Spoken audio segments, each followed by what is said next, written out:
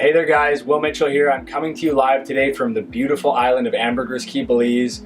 For those of you that don't know me, I'm the regional owner of all of Remax for Belize, so I oversee all 9 offices here. And today what I want to provide for you guys is a market update and answer some of the most commonly asked questions and also identify some top deals in the market. So what we're going to do, we're going to break down relocating to Belize, investing in Belize real estate as a foreigner. Can you spend time in Belize? What are the tax advantages of being in Belize? What are the key market drivers here? We're gonna lay all of this out cleanly, and it's gonna start big picture. We're gonna start with the overview of Belize, and we're gonna kind of narrow down into those opportunities at the end. So without further ado, let's dive into the information here. As I'm sure many of you know already, Belize is an English-speaking country. Its legal system is based on British common law. Now that's because it was a British colony. Some of you might remember Belize as British Honduras. When Belize gained its independence, it took the name Belize. And since then, it's actually adopted a lot of the things that the Brits had in terms of their legal system. The system is a parliamentary democracy. It's entirely based on British common law. And the real benefit of that is there's full foreign ownership within this market. So when you get a property, what you'll get is a fee simple title. You can have your name or your company's name on that title. I'll display one here for you guys to look at. And that's critical. When I was looking at where I was going to go in this region, the first check mark that a country or market had to have, what are the property rights? You know, can I really own the property there? Is my investment going to be secured? If I'm relocating, is there ever going to be an issue with, you know, someone coming and claiming ownership of my property? We're very fortunate in Belize that that's not the case. And this was the first thing we looked at when coming down.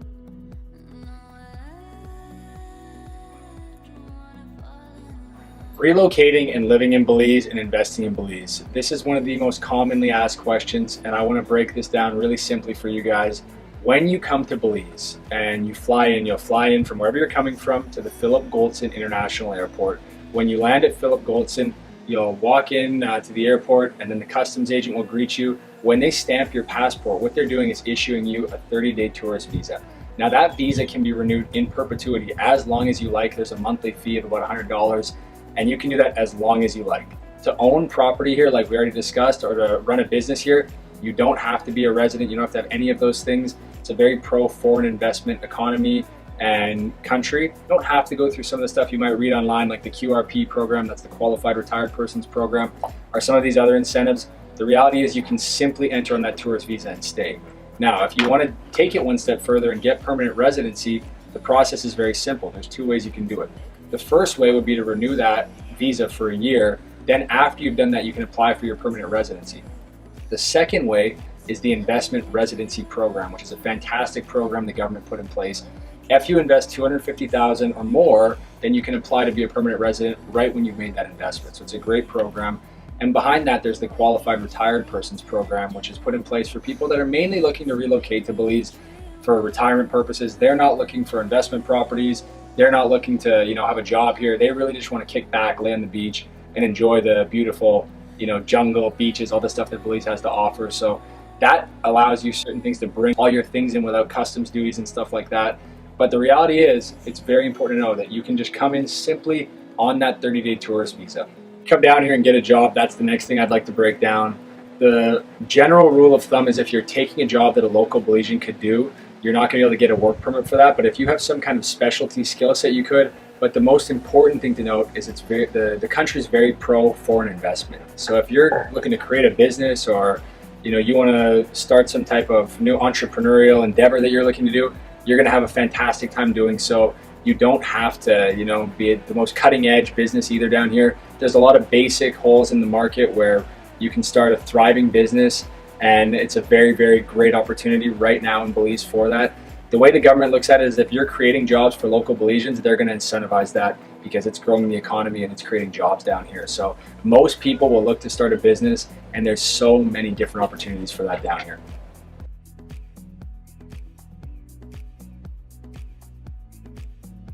When we look at Belize, the next question for most people is where in Belize? Where should I be looking? What should I be looking at? And for me personally, I can tell you from my experience, when I came down here, I was looking for something with a strong, vibrant economy, more people that were relocating from the US and Canada, and far above and beyond all the other locations within Belize that was and still is Ambergris Caye. For some people, they might want to find a remote location in the jungle for them just to have their personal privacy. and that's a great option as well. But for me, I was looking for a vibrant economy with great investment potential and a lot of people relocating here from the US and Canada. So Ambergris Key is 24 miles long, it's 3 miles wide at its widest. The reef, the Belize Barrier Reef, sits about 400 yards off the coastline. In terms of reef proximity to land, Ambergris Key has the closest proximity. Actually, at the northern point of the island, the reef touches the island. There's a national park up there called the Boca Boca Chico National Park. And what's really amazing about Belize is that roughly 46% of its land is dedicated to national park and marine reserve. Now, there's two advantages of this. The first advantage is that there's obviously the beautiful waterfalls and jungles and coral reefs and the beaches of the Keys. All the most amazing things about Belize are protected. The secondary benefit is that you have a limit on the supply of available and developable real estate and land.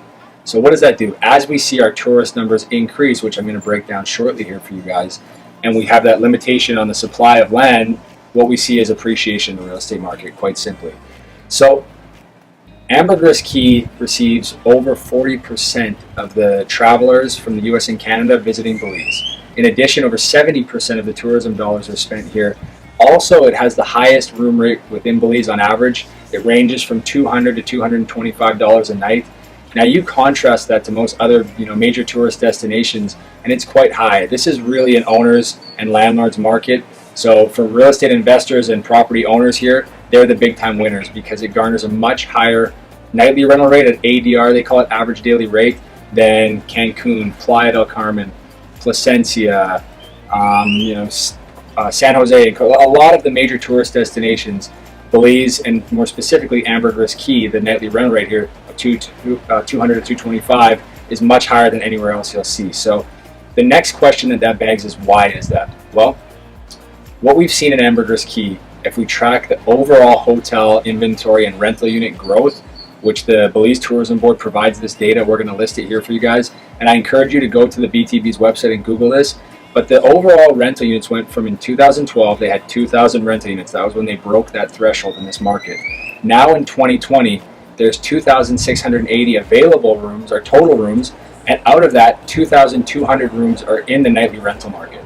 So when you look at the growth in inventory of about 200 rooms over 8 years, and then you factor in the growth in tourism, went from about 220,000 overnight arrivals to last year in 2019, we broke over 500,000 overnight arrivals.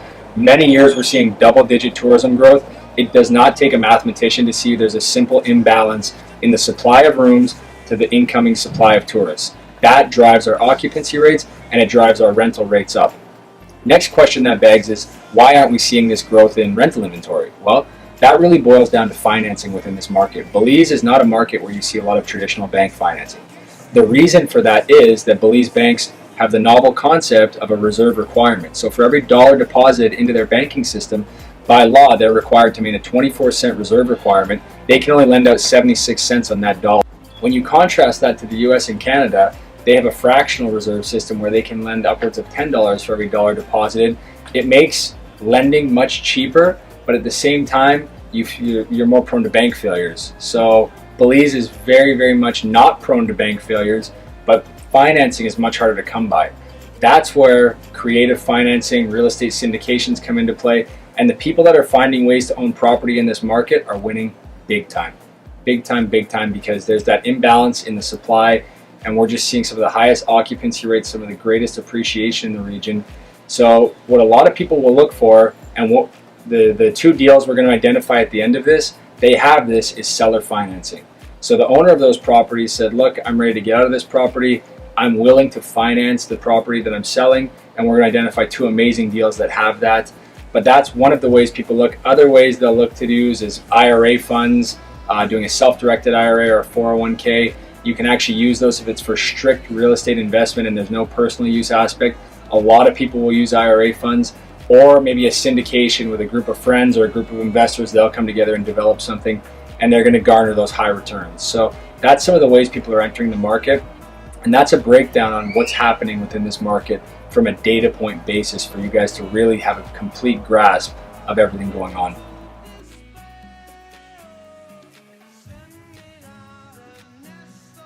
The next big advantage that Belize has is the proximity to the US and Canada. Currently there's direct flights from Atlanta, Dallas, Houston, Calgary, Toronto, Miami, LA, New York, Denver, Charlotte. The list goes on and on. Basically any major hub now in the US or Canada has a direct flight to Belize or is getting one in the near future. The flight expansion and tourism data is some of our key market indicators that we look at. We're going to break those down for you guys in this presentation. But overall, the ease of access is tremendous. And when you look at baby boomers relocating or people looking to take a visit right now, it's a critical thing for that proximity to home. Also, they accept American dollars anywhere in the country and your credit cards will work. So it's very easy. The transition to being here is very simple and you have that proximity to home.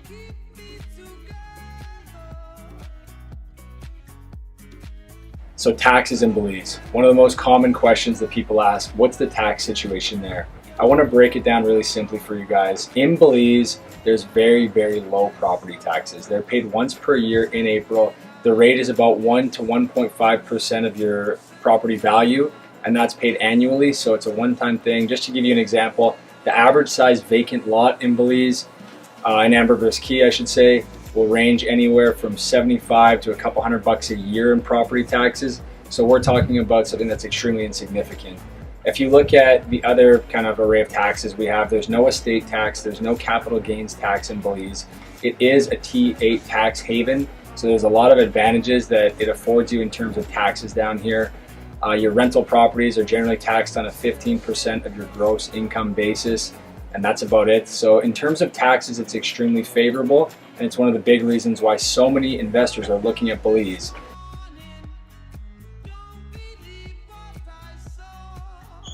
So Ambergris Caye, we've discussed that it receives, over 40% of the tourism. It garners the highest occupancy rate. So as an investor, you can really zero in here. The next question is where within Ambergris Caye? As we discussed, the development took place almost entirely on the East Coast because of the reef. When you look at a major tourism destination, the coveted coastline would almost always be the West Coast. Why is that? Well, it has the sunset view. Not many people are up at 5:30 to watch the sunrise. Just about everybody is up at 5:30 p.m. or 6:30 p.m. to watch the sunset. And there's some of the most beautiful sunsets along the West Coast here. So up until about 8 years ago, you didn't even have a road access to get over to the west side of the island. Until the Mata Grande road going east-west was developed and built, there was really no way of accessing that unless you went on a boat. So it was really pretty much a secret.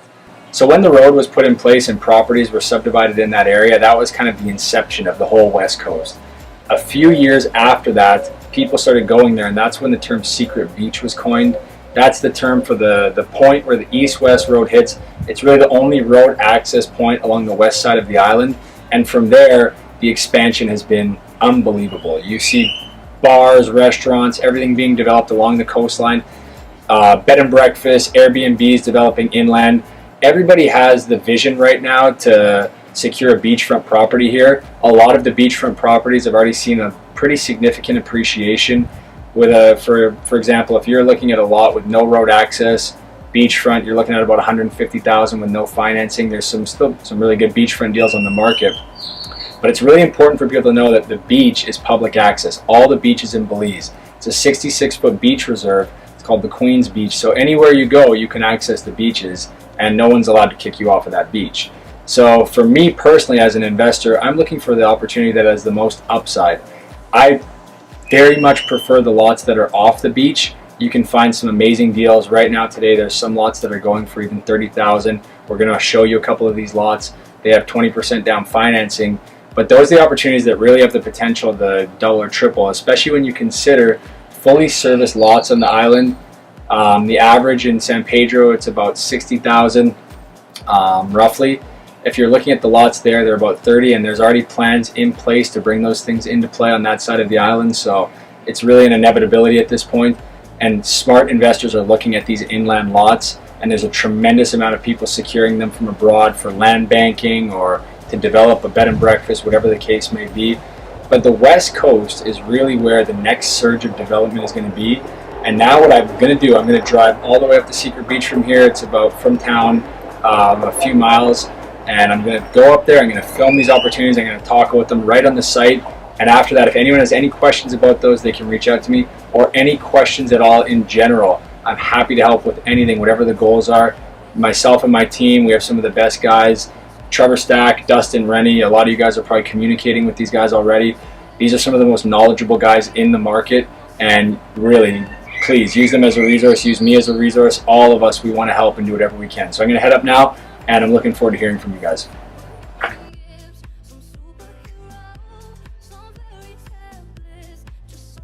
So guys, when you do secure a lot of people want to build right away, some people don't. Like I said before, you have the timeline, you can do what you want. If you want to buy and hold for the future, you can.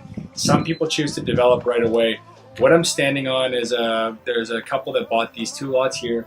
They've developed these simple white cabanas, they're rental units. They're going to do their home over there. They bought 4 lots. They're going to have the 3 rental units. They're going to do a nice pool in the middle. And this is a very common model. So when you do decide you want to build, you don't have to go this route. A lot of people go with these prefabricated units that are shipped in because it's very easy. But as long as you adhere to the local building authorities guidelines of a 5-foot setback from the sides of a lot and a 10-foot setback from the front and back, no structures above 3 stories, you're pretty much good to go. You can work with whatever builder you want. We can recommend guys that can build on site, or you can go with this, or some people just buy the lots to hold. It's complete flexibility for the owner. That's why this is such a popular area. So guys, the first opportunity I want to identify for you is parcel 8017. It's a lot on the main road going to Secret Beach here. So there's exposure of hundreds and hundreds of cars every day. This is perfect for a commercial business. You can set up some simple kiosks, lease each kiosk out on a triple net lease. No expenses, and basically just take all that income for yourself. The kiosk that I personally built cost about $3,700 per unit. You can do something different, and I've done the exact same model and rented these things out before, so this is a very easy model to buy for appreciation or for rental. There's the road lot here, and then 3 lots behind it where you can set something up here. This is an amazing opportunity. This property is going right now for $37,500 with 20% down financing. The next opportunity, this is 32 lots that were filled, cleared, prepped, that have been brought to the market. There's only a few of them left at this point. The area we just filmed with all the new houses is right over there. Secret Beach is right down the road that way. The main road is over here. These lots are going for $35,000 with 20% down financing. It's one of the best opportunities because each filling and grading process can cost $7,000 per lot.